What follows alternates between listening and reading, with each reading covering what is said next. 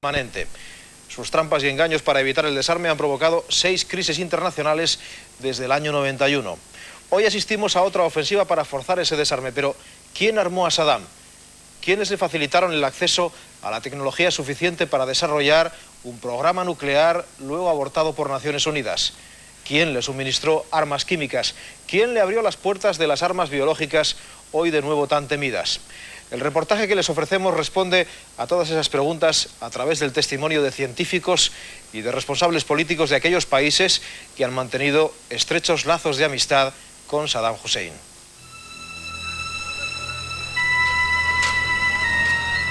Bagdad, 2003. ¿Encontrarán los inspectores de la ONU armas de destrucción masiva en Irak? ¿Es este el principio del fin para los dirigentes iraquíes, abandonados por todos, incluso por sus antiguos amigos? ¿Y Jacques Chirac? Hubo un tiempo en el que no era vergonzoso tratar a Saddam Hussein. Sin embargo, desde hace algún tiempo, los políticos parecen haber perdido la memoria. No tengo conocimiento de que ninguna compañía americana ni el gobierno de los Estados Unidos hayan tenido nada que ver con el desarrollo por parte de Irak de armas químicas, biológicas o nucleares.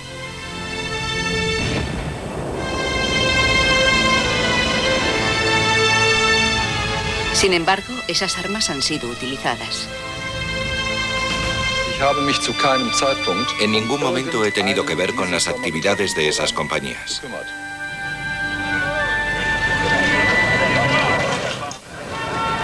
Nuestro amigo Saddam.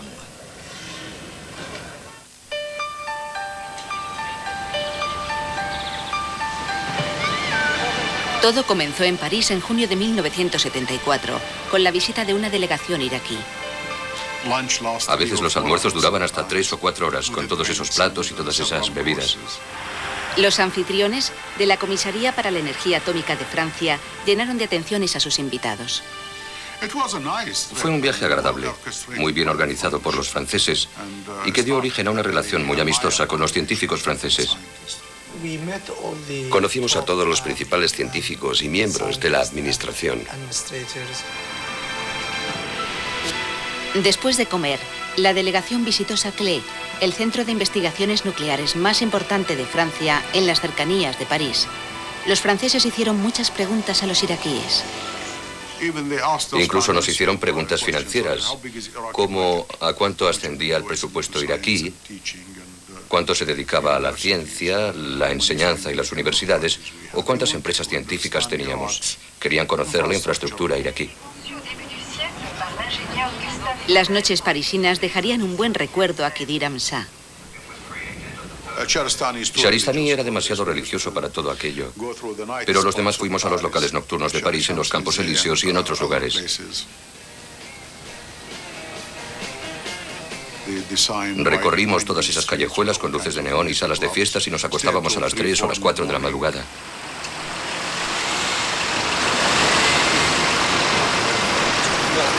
Hamza, el vividor, era un hombre mimado por el régimen de Bagdad. Se alojaba en hoteles de lujo y no tenía problemas con el dinero. Hamza era el director del programa nuclear iraquí.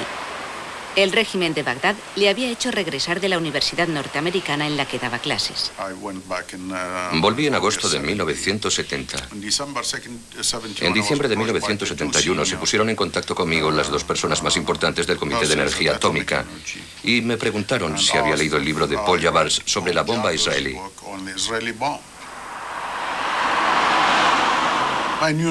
Yo no sabía nada de armas nucleares, aparte de lo que había leído en las revistas y en las novelas populares.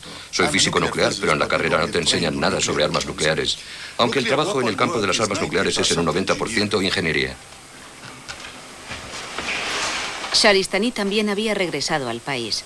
Las autoridades de Bagdad le habían dicho que se ocuparía de la energía nuclear civil, solo de la civil. Irak ya contaba con un pequeño reactor de investigación proporcionado por los rusos. Pero el flujo de neutrones de ese reactor no era lo suficientemente alto para realizar experimentos actualizados. Así que entonces decidimos comprar el reactor Osirak, que en aquella época era el que se utilizaba en Francia. El reactor Osirak original estaba en Saclay. Los científicos franceses estaban muy orgullosos de ese reactor que permitía realizar numerosos experimentos científicos. Este es el interior de un reactor de investigaciones atómicas. Bajo una espesa capa de agua en la piscina vemos un resplandor azul de aspecto un poco misterioso. Mientras ese resplandor sea visible, se puede estar seguro de que el uranio está ahí y que nadie lo ha retirado. Así pues, es un medio de control que impide al propietario del reactor destinado a la investigación utilizar ese uranio para hacer otras cosas, como por ejemplo bombas atómicas. La posibilidad de utilizar el reactor Osirak para fines militares preocupaba profundamente al enemigo de Irak, Israel. Desde el primer día, el reactor fue una fuente de preocupaciones para los israelíes. No se podían creer las razones que les dábamos, que era un reactor para probar materiales, para poner a prueba los materiales que íbamos a utilizar en una futura central nuclear. No se lo creían, simplemente. Lo que nos preocupó fue que un país como Irak, que no tiene problemas con las fuentes de energía, ya que no es precisamente el petróleo lo que falta en Irak, se lanzara de repente a un programa nuclear. No paramos de tener encuentros a todos los niveles, incluido el que tuvo lugar durante la visita de Moshe Dayan a Francia, cuando se reunió con Giscard d'Estaing. Me acuerdo del encuentro entre Samir y el señor François Poncet, que dijo que estaba totalmente fuera de lugar que tratásemos de convencer a los franceses de que tenían una cooperación nuclear con Irak. Siempre nos pareció que la actitud de Israel respecto al mundo árabe estaba inspirada por un análisis comprensible desde el punto de vista israelí, pero que carecía a menudo de objetividad. Había intereses franceses en juego. Los científicos iraquíes lo habían comprendido muy pronto. Dimos por hecho que si el gobierno francés era tan amable con nosotros en aquella época, se debía a los enormes negocios que les había prometido Saddam. A una compañía francesa ya le había dado 2 o 3 mil millones de francos para un proyecto que consistía simplemente en construir bungalows para turistas. Desde el principio de las negociaciones, los franceses no quisieron entrar nunca en temas enojosos. Empezaron por preguntarnos que por qué comprábamos otro reactor y si era verdad que ya teníamos uno ruso. Les dijimos que sí. Preguntaron cuántos científicos nucleares teníamos y les dijimos que 3, y entonces nos dijeron, con 3 científicos compraron un reactor que está inutilizado y ahora quieren comprar otro. ¿Qué es lo que quieren hacer con él?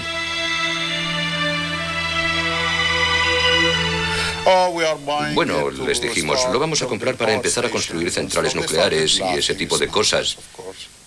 Y ellos se echaron a reír porque, por supuesto, era un disparate. Pero a través de sus risas y sus bromas, nos hicieron saber que ellos sabían que la excusa que dábamos era una estupidez y que estábamos ocultando los motivos por los que queríamos comprar el reactor, pero que a ellos les daba igual. 6 meses más tarde, el primer ministro francés abría un nuevo capítulo en las relaciones franco-iraquíes. Jacques Chirac y su homólogo iraquí, Saddam Hussein, el hombre fuerte de Bagdad, tienen la misma visión de las relaciones futuras entre Europa y los países árabes. La misma concepción de la independencia nacional, entendámoslo bien, respecto a la Unión Soviética y a los Estados Unidos, pero una voluntad común de abrir de forma permanente un diálogo euroárabe.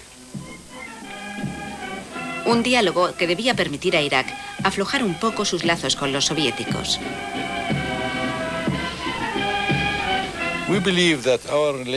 Creíamos que nuestra relación con Francia iba a fortalecer nuestra independencia.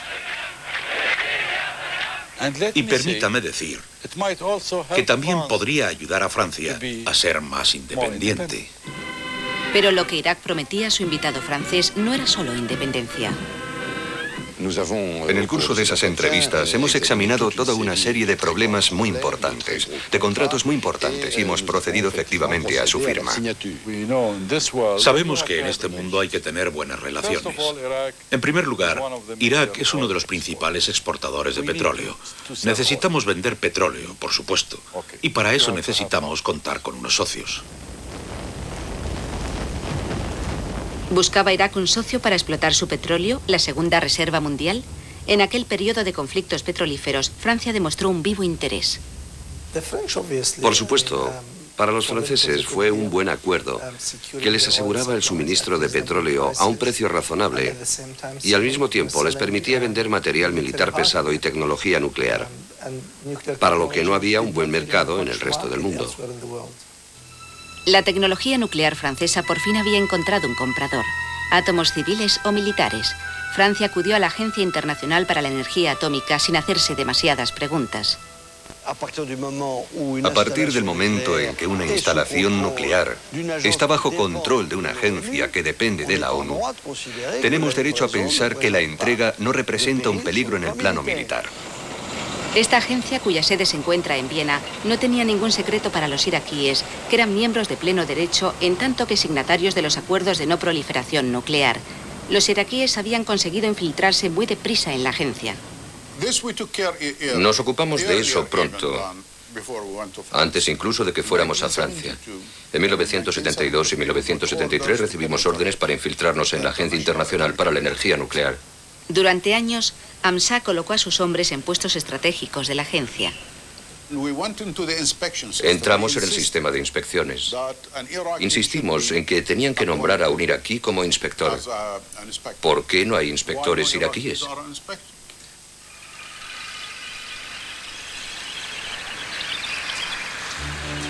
Gracias a los franceses, a principios de 1975, Bagdad estaba más cerca de su sueño de poseer armas nucleares. En contrapartida, los dirigentes iraquíes proponían unos mercados muy lucrativos a sus socios franceses. Teníamos unas relaciones muy fuertes con la Unión Soviética. ¿Por qué decidimos comprar armamento a Francia? Pues simplemente porque no queríamos estar solo en manos de los soviéticos. Había una voluntad de independencia por parte de los iraquíes, eso está claro, es evidente, y por esa razón jugaban a dos bandas. Al mismo tiempo que los soviéticos los surtían a un buen precio, ellos acudían a los franceses y les decían que podían comprar las mismas cosas en Moscú, pero por la mitad del precio que les ofrecía Francia. Así comenzó una gran partida de póker al más alto nivel. Nos pusimos en contacto con los franceses. Hablamos con Dassault y le dijimos que a los iraquíes les gustaría comprarles cazabombarderos y que tenían pensado comprar los Mirage F-1, que conocían muy bien. Que querían comprar 60 aviones. Por supuesto, los franceses se quedaron con los ojos como platos. 60 aviones al mismo tiempo.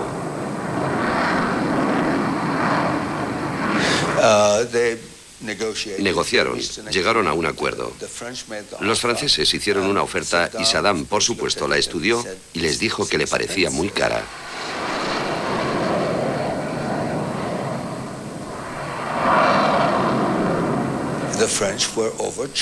Los franceses estaban inflando el precio en comparación con otros países. Así que poco después, Jacques Chirac, el actual presidente de Francia, fue de visita a Bagdad.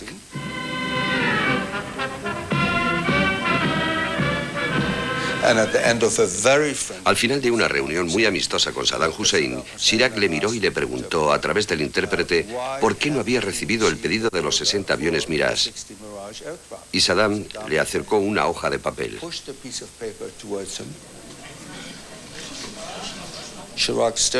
Chirac la miró y luego le dijo: ¿el presidente quiere una rebaja de $1 millón por avión? Saddam le respondió que sí.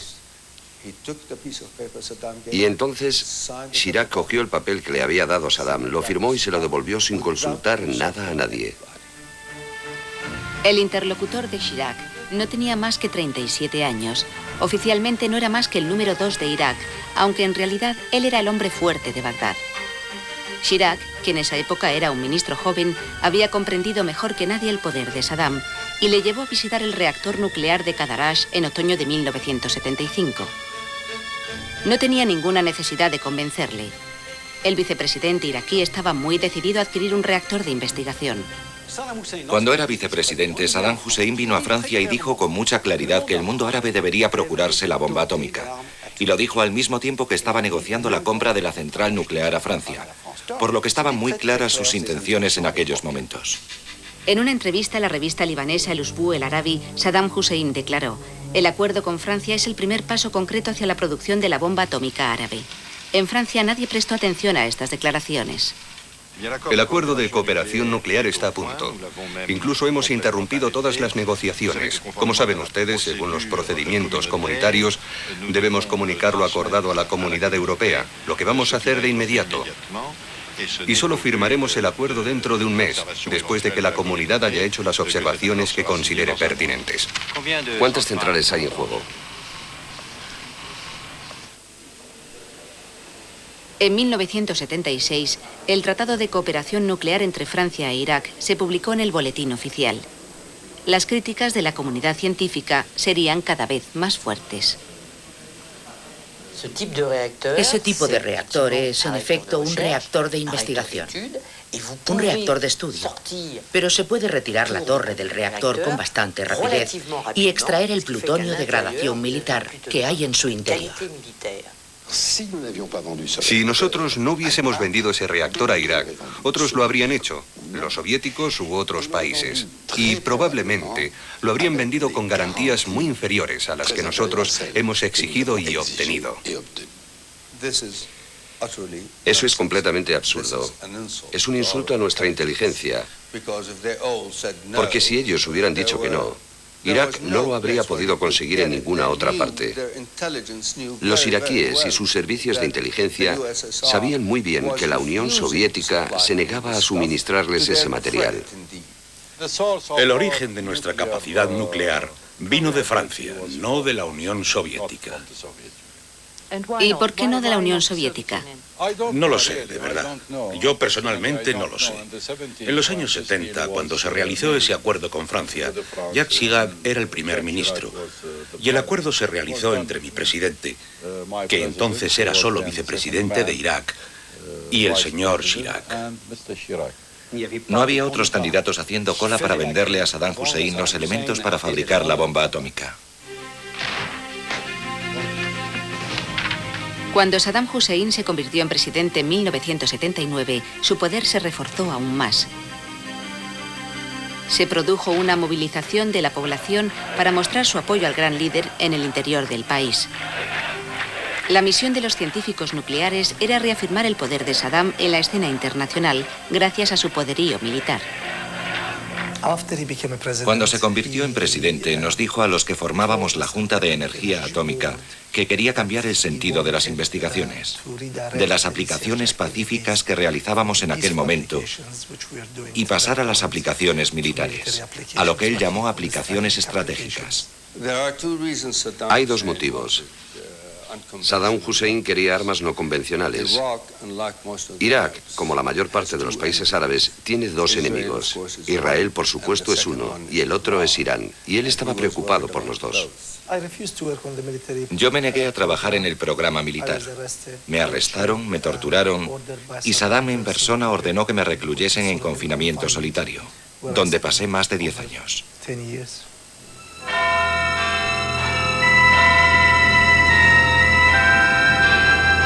Saristani, el físico nuclear, consiguió escapar de su prisión. Hoy vive en Londres. En esos mismos momentos, otros países empezaban a inquietarse. El verdadero peligro es tener una carga nuclear tan grande de uranio enriquecido y entregársela a un país con un dirigente irresponsable. En junio de 1981, la aviación israelí destruyó el arma más peligrosa de Saddam, el reactor Osirak, que le habían entregado poco tiempo antes los franceses. La comunidad internacional, Francia incluida, protestó contra el ataque israelí. Con la perspectiva del tiempo que ha pasado, no condeno ese bombardeo, evidentemente. Porque acaso se podría decir, de no haber existido, que Irak ¿no habría adoptado de todos modos la postura dominante y agresiva que ha adoptado?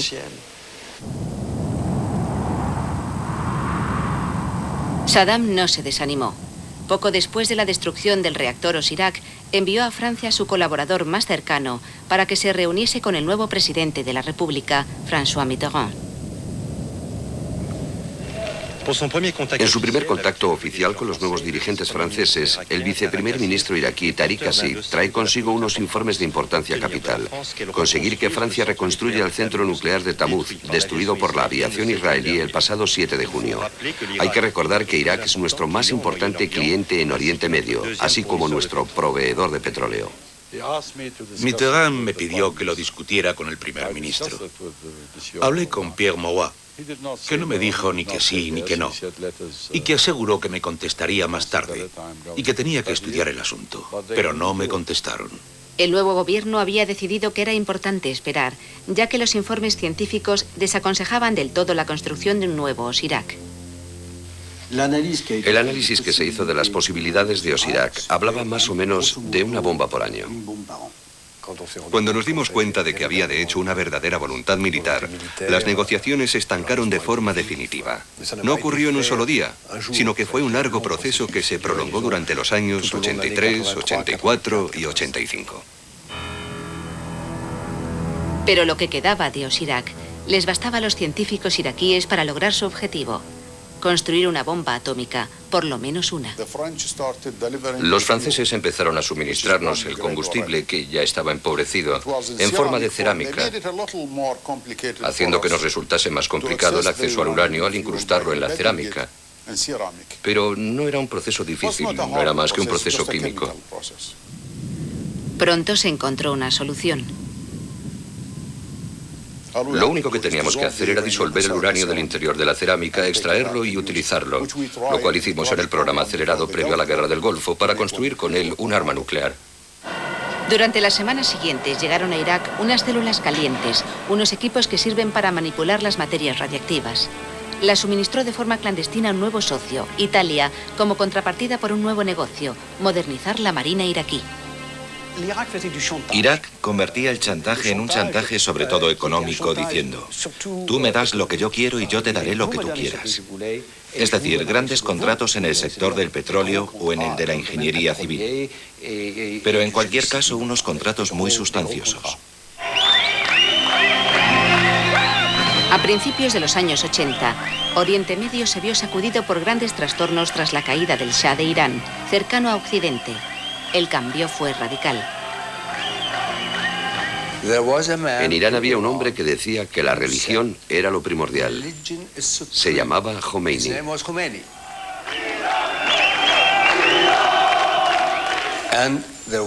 Y en Bagdad había un hombre que decía que no, que lo primordial era el Estado Nacional. Se trataba de encontrar un equilibrio entre un régimen laico y un régimen fundamentalista que se había instaurado en Irán. No apoyaron a Saddam Hussein porque les gustase Saddam Hussein. Le apoyaron porque odiaban aún más a Khomeini. Se olvidó muy pronto que el primero en atacar fue el dictador iraquí y no su vecino iraní. Cuando el principal proveedor de armas a Irak, la Unión Soviética, impuso un embargo, las naciones occidentales se apresuraron a tomar el relevo. Todo el mundo estaba metido en el negocio. E incluso había 22 países que vendían tanto a Irak como a Irán. Saddam hizo algo muy raro al comprar armas y todo lo demás a Occidente. Creó un comité en Bagdad, el llamado Comité para el Desarrollo Estratégico, compuesto por él mismo, su cuñado, que era jefe del Estado Mayor del Ejército, y su viceprimer ministro Adnan Abdani, al que más tarde mandó ejecutar.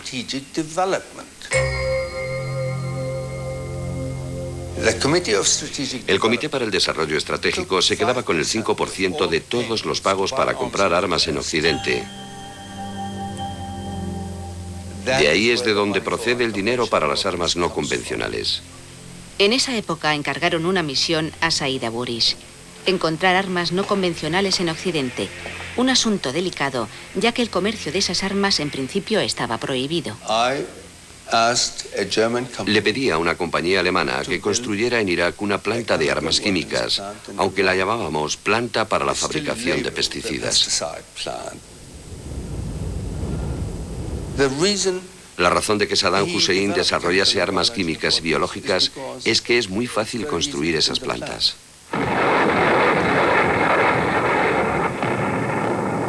Encontrar armas nuevas, incluso las más sucias y a cualquier precio, se había convertido para Saddam en una cuestión de supervivencia.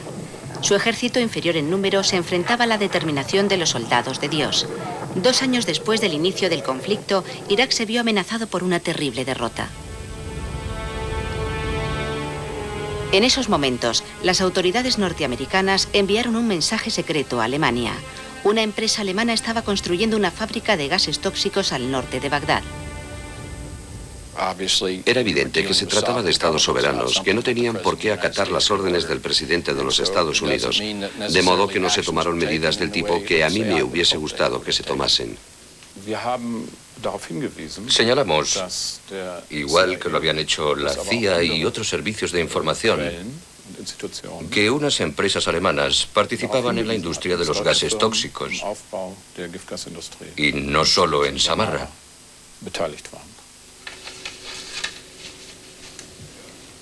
Cada vez había más indicios.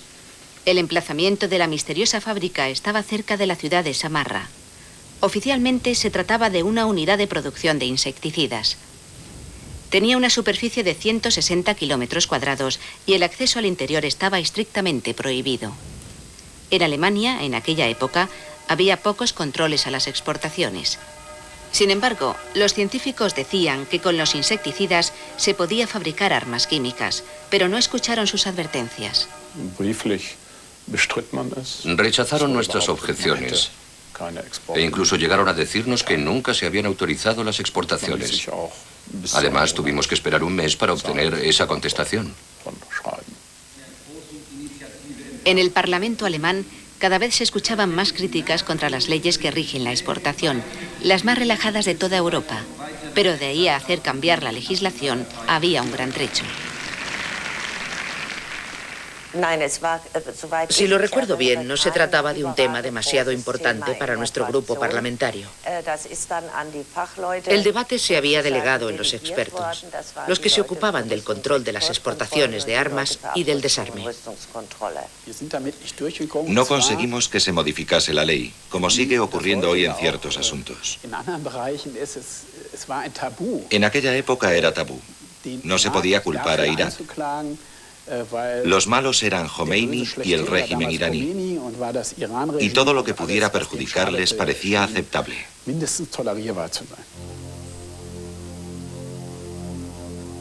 Las empresas alemanas exportaban cada vez más a Irak. Algunos de los envíos iban directamente al ejército iraquí, otros a Samarra. El socio privilegiado de los iraquíes era la empresa alemana Karl Kolb. Me acuerdo muy bien del caso Kolb. La sede de esa empresa estaba en mi circunscripción y el señor Kolb vivía en mi ciudad natal, en Dreieich. Fue un asunto que me afectó muy de cerca.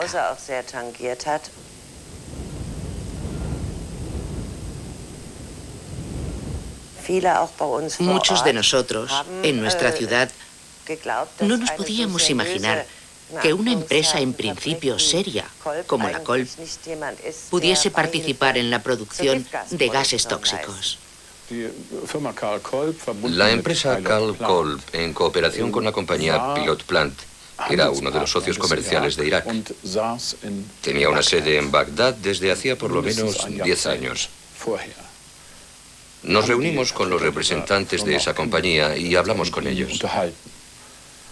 Simplemente habían sacado provecho de la oportunidad que se les presentó. Los iraquíes necesitaban sistemas de armamento complicados y mortíferos, y la compañía Karl Kolb se los proporcionó. Los negocios con el Irak de Saddam Hussein eran muy rentables, sobre todo cuando estaban en los límites de la legalidad. No era una situación en la que se hicieran propuestas claras. Les pidieron que fueran allí a construir una fábrica. El gobierno iraquí les pidió que fueran al país a construirla para ellos. De esa forma, al no haber competencia, los beneficios eran mucho mayores que de costumbre. Y las compañías alemanas dijeron que sí, que estaban encantadas de ayudarles. Para no perder el mercado iraquí, la compañía Kolb incluso puso una demanda contra las restricciones a la libertad del comercio y la ganó. Años más tarde, la causa contra la compañía sería sobreseída a pesar de la investigación a fondo de la aduana. Unos investigadores fueron a visitar la empresa Kolb para comprobar lo que fabricaba. Llegaron a la conclusión de que las sustancias estaban destinadas a la producción de pesticidas y que no servían para la producción de armas químicas. Más adelante se descubrió que eso era falso, a pesar de que habían viajado a Irak para examinar las instalaciones. A mediados de la década de los 80, se construyeron otras fábricas de armas químicas en Fallujah y más tarde en Salman Pak. Los suministros llegaron una vez más desde Alemania. Los alemanes obtuvieron honores, o deshonores si lo prefieren, de sus negocios con los iraquíes. No se contentaban con vender el armamento. ¿Pero qué son las armas? Un fusil, un avión de combate, incluso un radar, se desgastan, se destruyen y acaban por no servir para nada. Pero los alemanes vendían unos medios de producción que no se desgastaban ni se destruían. ¿Pero unos medios de producción para qué? Pues para la producción de armamento químico, de armamento bacteriológico y de armamento nuclear. Irak utilizó sus armas químicas por primera vez en 1983 contra soldados iraníes. En Alemania nadie se preocupó, ni tampoco la CIA, antes tan escrupulosa. Bagdad estaba preparando la visita de una importante delegación norteamericana. Las relaciones diplomáticas se habían roto hacía 10 años. Los americanos no querían llamar demasiado la atención sobre este nuevo acercamiento. El 20 de diciembre de 1983 solo estuvo presente la televisión iraquí cuando Saddam Hussein se encontró con un emisario norteamericano, un cierto Donald Rumsfeld, el actual secretario de Defensa del gobierno de Bush. Pero hasta el otoño de 2002 no reconoció este encuentro ante una comisión del Senado de los Estados Unidos. Visité Bagdad como parte de mis responsabilidades y me entrevisté con el señor Tariq Aziz. También me reuní con Saddam Hussein y pasé algún tiempo comentando con ellos la guerra que estaban luchando contra Irán. En aquella época, en 1982, nuestras relaciones poco a poco se fueron haciendo más cálidas. Tariq Aziz, que había asistido a aquel encuentro, no consideraba esencial el acercamiento a Estados Unidos. Nosotros podíamos conseguir armas. Podíamos comprar armas occidentales a Francia, a Italia y a otros países. Y teníamos también el suministro soviético. No nos parecía obligatorio tener que comprar armas a los Estados Unidos. El gobierno francés ha reconocido haber entregado el sábado a Irak 4 cazabombarderos Mirage F-1 como el que vemos en la imagen. A pesar de todo, el envío de estos aviones parece contradecir la posición oficial francesa de neutralidad en el conflicto entre Irak e Irán, así como el principio de no suministrar armas a países en guerra. Pero las armas francesas, aunque ultramodernas, no eran suficientes para ganar esta larga guerra. Para los americanos también había llegado el momento de suministrarles armas, aunque en secreto, pues estaban interesados en la supervivencia del régimen de Saddam ante los iraníes. A los franceses y a los americanos les preocupaba que se rompieran las líneas defensivas iraquíes y que el ejército iraní venciese al de Saddam y conquistase Irak. Es posible que la política occidental permaneciese demasiado callada durante este periodo a causa de consideraciones geoestratégicas anti-iraníes y consideraciones comerciales. En 1985, París puso a disposición de Bagdad 5 superlanzadores de cohetes capaces de disparar misiles Exocet para destruir los petroleros iraníes, dando así un paso más en la escalada bélica. Pero de pronto se presentó un nuevo competidor en este mercado hasta entonces reservado a los franceses. Los americanos vieron lo que había y dijeron, puede que esto no sea suficiente, van a necesitar más. Y entonces vinieron a verme para que yo les dijera a los iraquíes que estaban dispuestos a venderles el misil Harpoon, que era el más sofisticado de su arsenal. Las relaciones comerciales entre los Estados Unidos e Irak se habían reanudado con el suministro de armas convencionales, pero también de cultivos bacteriológicos. Creo que nuestras universidades y nuestras industrias compraron algunos medios nutrientes, como los llaman, a diferentes proveedores, incluidos los Estados Unidos. La lista de pedidos enviada por Bagdad era larga. Los iraquíes pedían, entre otras cosas, Antrax. Pero cuando lo compraron, no era material militar, aunque pudo ser usado más tarde con fines militares. Lo que Irak utilizó para fabricar sus armas biológicas lo consiguió de los Estados Unidos, que hace algún tiempo enviaron todos esos virus vivos a varias unidades militares del país. Señor secretario de Defensa, ¿tiene usted conocimiento de que los Estados Unidos ayudasen a Irak a adquirir los elementos necesarios para fabricar armas biológicas durante la guerra entre Irán e Irak? Las autoridades de nuestro país que firmaron y aprobaron esos envíos tenían que ser conscientes de que se iban a utilizar con fines militares. No estaban destinados a la ciencia ni tenían una finalidad educativa. Tenían una finalidad mucho más siniestra. Ya en 1994, el senador Rigel demostró que esas bacterias constituían la base del programa de armas biológicas de Saddam. ¿Nos enfrentamos ahora a la posibilidad de recoger lo que hemos sembrado? Desde luego yo no lo sé. No tengo conocimiento de que ninguna compañía americana ni el gobierno de los Estados Unidos hayan tenido nada que ver con el desarrollo por parte de Irak de armas químicas, biológicas o nucleares. Algunos altos cargos de la rama ejecutiva de nuestro gobierno estuvieron dispuestos a hacerlo porque veían a Saddam Hussein como un amigo y querían que Irak fuese un aliado contra el enemigo, que en aquellos momentos era Irán. ¿Acaso el país más poderoso del mundo se había encontrado con alguien más listo que él? En el campo biológico, como en cualquier otro campo, a todo se le puede dar un doble uso. A veces compras algo que puedes usar para un fin o para otro.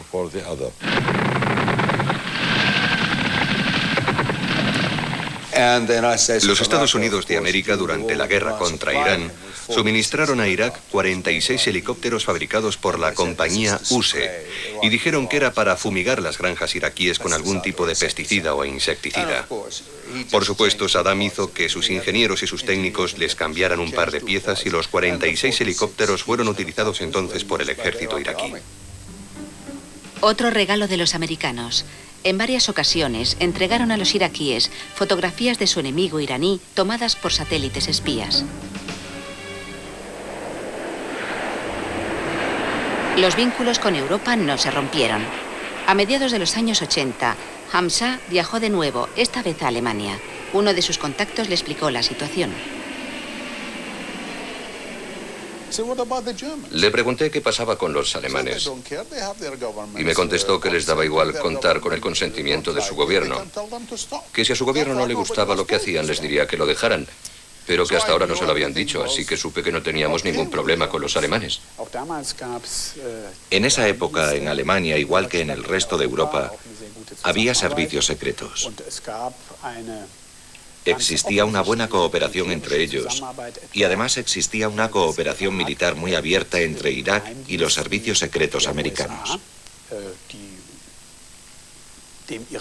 Por ejemplo, los americanos les decían a los iraquíes cuáles eran los mejores objetivos que debían atacar.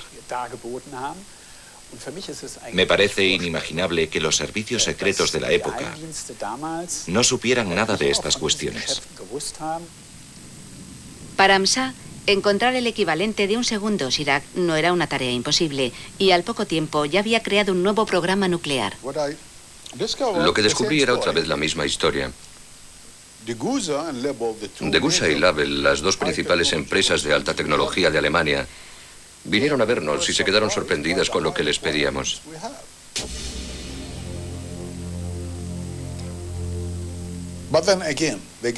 Nos hicieron una oferta por $120 millones,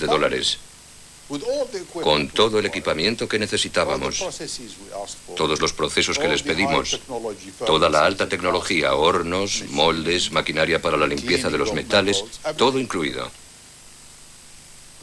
Podían reírse todo lo que quisieran, pero nos ofrecieron todo lo que queríamos. Fueron muy flexibles, muy complacientes. No hay duda de que sabían lo que hacían. De eso no hay la menor duda. Pero era una buena fuente de ingresos y en aquellos tiempos la gente miraba hacia el otro lado cuando entraba dinero. HH Metalform, cerca de Münster, en la circunscripción de Jürgen Moleman. Entre 1987 y 1988, esta empresa suministró máquinas a Irak para su proyecto nuclear. El gobierno autorizó las exportaciones basándose en que servirían para fines pacíficos, lo cual hoy en el Parlamento le parece poco creíble al Partido Socialista.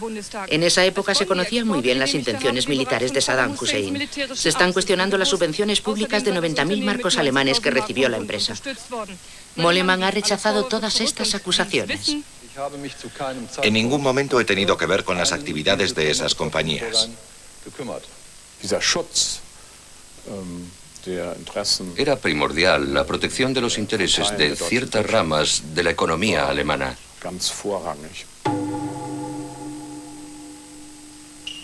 Hasta el día de hoy, la justicia alemana no ha conseguido desentrañar la maraña de transacciones relacionadas con las exportaciones nucleares a Irak.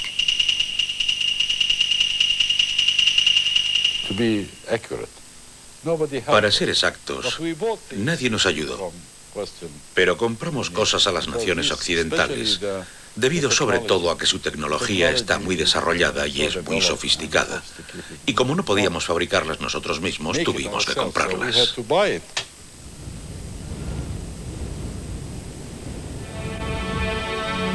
Cuando los aviones de Saddam bombardearon el poblado kurdo de Halabja en marzo de 1988, fueron aviones Mirage franceses los que rociaron los gases tóxicos alemanes. Las víctimas, 5.000 muertos, eran todos civiles.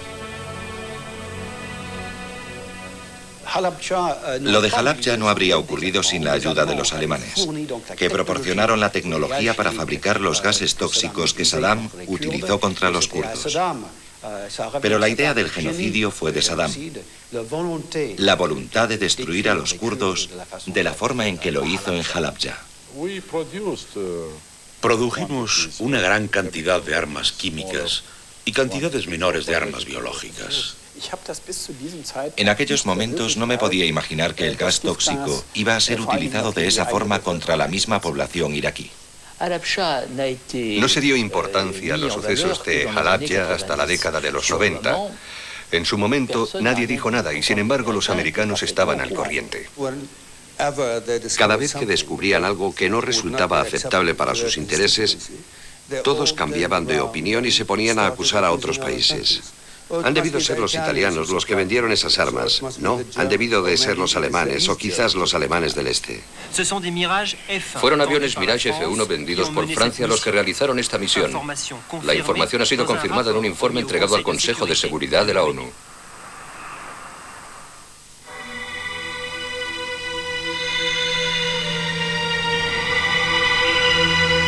Hubo que esperar al final de la guerra entre Irak e Irán para que la ONU publicase un informe sobre este asunto.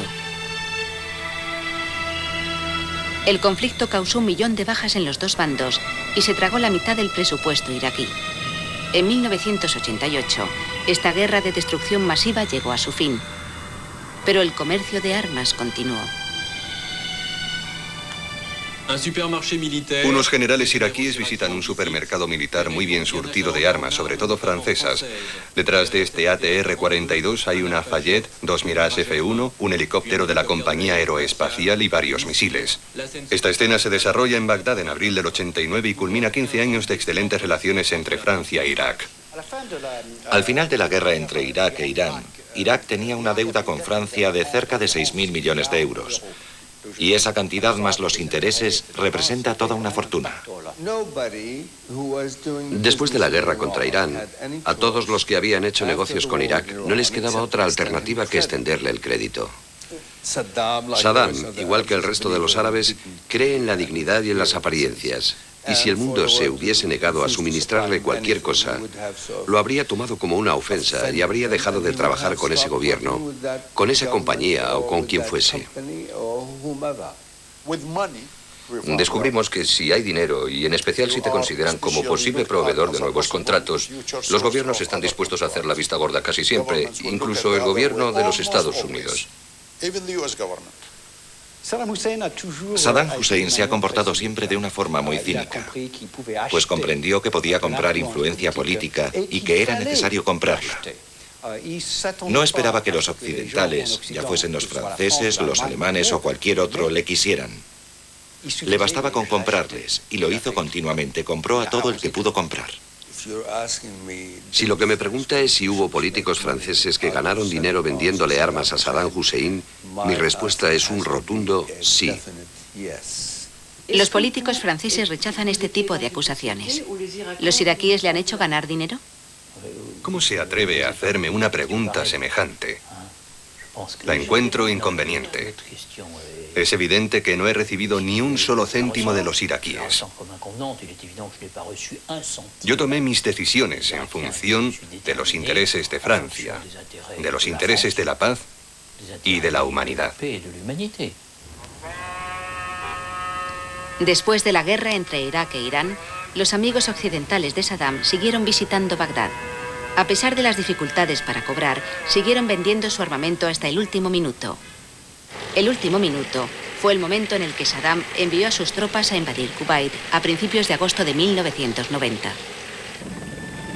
Después de la Guerra del Golfo, numerosos soldados occidentales que habían luchado contra los ejércitos de Saddam vieron aparecer en sus cuerpos los síntomas de una enfermedad misteriosa. Nosotros, los Estados Unidos, ayudamos a crear ese problema enviando material biológico. Ahora tenemos una serie de soldados que muestran los mismos síntomas que uno esperaría encontrar tras una exposición a esas armas biológicas. El problema se ha vuelto contra nosotros. Millares de soldados norteamericanos regresaron a su país con el síndrome de la Guerra del Golfo. Para empezar, si suministramos los elementos básicos para la guerra bacteriológica y química a ese loco, a ese psicópata, ¿qué imagen vamos a dar al mundo si cejamos en nuestros esfuerzos para controlarlo? Senador, pienso que sería lamentable que este comité y el pueblo tuviesen la impresión de que los Estados Unidos ayudaron a Irak con armas químicas o bacteriológicas en los años 80. Simplemente no creo que fuera así. Muchas cosas cambiaron tras la invasión de Kuwait, que en mi opinión fue un error monumental por parte de Saddam, porque subestimó la reacción americana e incluso subestimó la reacción del mundo árabe que se puso de parte de la coalición. Occidente tolera ciertos dictadores, pero Occidente no tolera los dictadores que sobrepasan ciertos límites. Y por supuesto, invadir un Estado, y en particular un Estado productor de petróleo, es algo que Occidente no puede tolerar. El giro fue total, de 180 grados. Observo a los industriales, a los diplomáticos, a los militares, y veo que han cambiado radicalmente de postura. ¿Y Jacques Chirac? Verá usted, cuando Jacques Chirac era primer ministro en los años 70, teníamos unas relaciones muy cálidas. Luego, cuando fue alcalde de París, esas buenas relaciones continuaron. A Bagdad le gusta recordar la época en la que las relaciones con Jacques Chirac eran cálidas, como también lo eran con los políticos americanos, los ministros soviéticos y tantos jefes de Estado.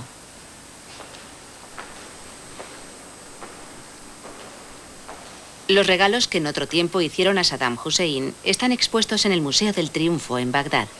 Recuerdos, simples recuerdos.